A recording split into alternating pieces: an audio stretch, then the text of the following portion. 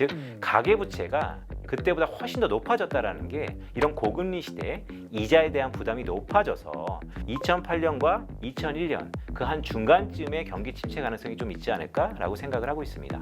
하지만 12개월에서 15개월이라면 2023년 9월 말 아니면 4분기에는 경기 침체에 대한 우려를 조금은 벗어날 수 있지 않을까?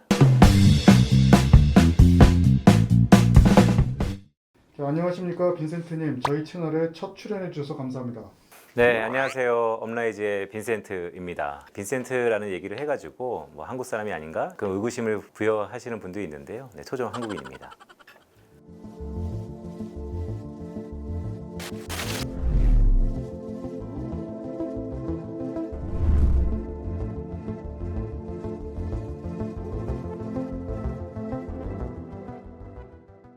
네, 새해가 밝았습니다. 부동산 시장은 여전히 침체되어 있는 것 같은데요. 한국 등 이머징 시장은 물론 글로벌 국가별 경기 국면을 알아볼 수 있을까요? 네, 글로벌리 경기 국면이라는 것이 경제 지표를 통해서 저희가 판별할 수 있는데요. 제가 주로 보는 것은 OECD 경기 선행 지수예요. 글로벌 경제를 미리 선행하는 지수들을 모아놓은 하나의 인덱스, 즉 지수다라고 보시면 될 것 같은데 이 OECD 경기 선행 지수가요. 2022년 9월 말 기준으로 경기 침체 국면에 들어갔습니다. 이 경기 침체 국면이요. 이 숫자가 100이라는 게 옆에 있을 텐데요. 이 100은 장기 평균입니다. 따라서 100을 뚫고 내려간다 그래서 경기 침체가 오는 건 아니고요. 변동성을 감안했을 때 위아래 플러스 마이너스 1 표준 편차를 넘는다든지 넘으면 경기가 과열 국면에 있는 거고 이 밑에 표준 편차 마이너스 1을 뚫고 내려오면 경기가 침체 국면에 들어가는데 경제 지표를 통해서 감안해 보면 지난해 9월 말 기준으로 이미 글로벌 경제는 경기 침체에 들어갔다라고 보고 있습니다. 연준 금리 속도 조절론과 고금리 상태 지속 우려가 팽팽한 상황인데요. 연준의 피벗 추진이 가능할지, 강달러 추세는 어느 정도까지 이어질 것이라고 보시나요? 피보팅이 가능할 것이냐. 여기서 피보팅이라는 것은 통화정책의 방향이 180도 바뀌는 것을 피보팅이라고 합니다. 즉 금리를 인상하고 있었기 때문에 금리를 인하하면 피보팅이라고 하는 것이죠. 자, 기준금리가 인하될 가능성은 좀 없어 보입니다. 이유는 인플레이션 압력을 말씀드렸는데 미국의 소비자 물가 상승률이 12월 달 기준으로 헤드라인 기준이 6.5%를 기록했어요. 물론 7, 8% 높은 수준에서 빠르게 내려오고 있지만 이전과는 좀 다른 수준이라는 것이죠. 과거에는 이 물가 상승률의 수준 자체가 2% 남짓한 수준이었는데 지금은 거기에 한 3배 정도 높은 수준이기 때문에 그렇다면 금리를 인하하기는 좀 어려운 국면입니다. 하지만 시장금리라고 할 수 있는 기준금리가 아니고 이 모든 것의 실생활을 반영하는 시중금리는 이미 금리 인하를 반영하고 있어요. 자, 이 시장금리가 왜 중요하냐면 이것의 연장선상에서 미국 달러화인 외환시장이 결정되기 때문입니다. 즉 기준금리는 인하할 가능성이 없지만 시장금리는 이미 금리 인하를 가능성을 베팅하고 있기 때문에 그런 연장선상에서 보면 달러 가치 자체가 상반기에는 다소 좀 주춤, 즉 약해질 수 있다는 것이죠. 하지만 올 한 해를 쭉 놓고 봤을 때 올해 하반기에는 다시 한번 달러가 강해질 수도 있을 것 같습니다. 왜 그렇게 보냐면 시중의 금리는 인하를 베팅하고 있다라는 말씀을 드렸잖아요. 왜 인하를 베팅하고 있냐면 경기가 침체될 것 같다라는 우려감이 있는 겁니다. 자, 경기가 침체되면 안전자산에 대한 가중이 높아지는 것이죠.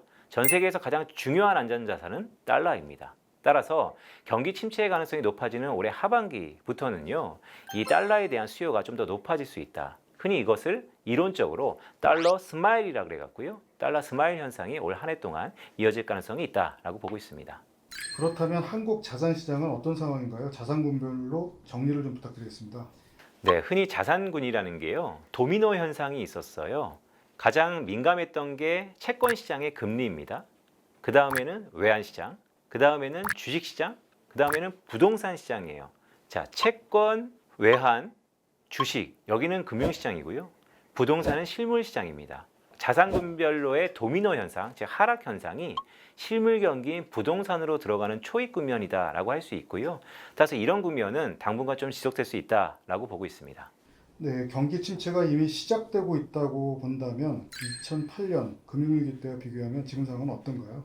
제가 모두에 OECD 경기 선행지수를 감안해 봤을 때 지난해 9월 말 기준으로 경기 침체에 들어갔다라는 말씀을 드렸어요. 그러다 보니까 이번에 경기 침체는 그 기관과 폭이 어느 정도 될 것인가가 가장 중요해 보입니다. 흔히 떠오르는 게 2008년 글로벌 금융위기였던 서프라임이고요. 2000년 초반에 있었던 IT 버블입니다. 자, 2008년 같은 경우가 도래한다면 지금의 자산 가격은 지금보다 훨씬 더 크게 떨어질 거예요. 하지만 그때랑 지금이랑 다른 게 있습니다. 지금은 그때보다 가계의 버퍼라 그러죠.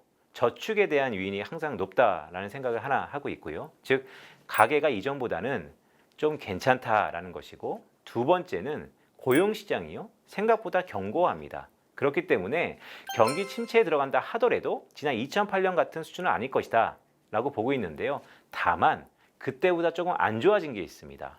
안 좋아진 건 뭐냐면, 저도 그렇지만 여러분들도, 우리 모두 빚이 없는 사람이 없죠. 즉 가계부채가 그때보다 훨씬 더 높아졌다라는 게, 이런 고금리 시대에 이자에 대한 부담이 높아져서 2008년과 2001년 그 한 중간쯤에 경기 침체 가능성이 좀 있지 않을까라고 생각을 하고 있습니다. 자, 빈센트님, 그렇다면 희망적인 부분은 없을까요? 희망적인 부분이요. 항상 위기는 기회입니다. 반대급부도 생각을 해야 되는데요. 가격 변수라는 게 이런 실물 경제의 경제 침체를 다 반영했다라는 측면이 있습니다. 물론 다 반영했느냐 아니면 중간만 반영했느냐 그거는 알 수 없죠. 하지만 과거 통계를 우리가 대입해 볼 필요가 있는데요. OECD 국가들의 과거 경기 침체 기간이요. 평균 15개월에서 소프트한 경기 침체, 즉 연착륙스럽게 경기 침체가 진행되면 약 한 12개월이었습니다. 그렇다면 OECD 경기 선행지수 기준으로 지난해 9월 말에 경기 침체 초입에 들어갔으니까 12개월에서 15개월이라면 2023년 9월 말 아니면 4분기에는 경기 침체에 대한 우려를 조금은 벗어날 수 있지 않을까? 그렇다면 모든 것을 선반영하는 주식시장 아니면 가격 변수들은 미리 좀 반영하지 않을까? 라는 생각도 갖고 있습니다. 항상 오름폭이 있으면 내림폭이 있는 것이고요. 경기 침체가 있으면 경기 정상화 넘어 훨씬 더 화랑장이 있는 것입니다. 그렇다고 금리가 인하되면 다시 한번 부동산 가격이 정상 상태로 될 것인가? 빠른 시일 내에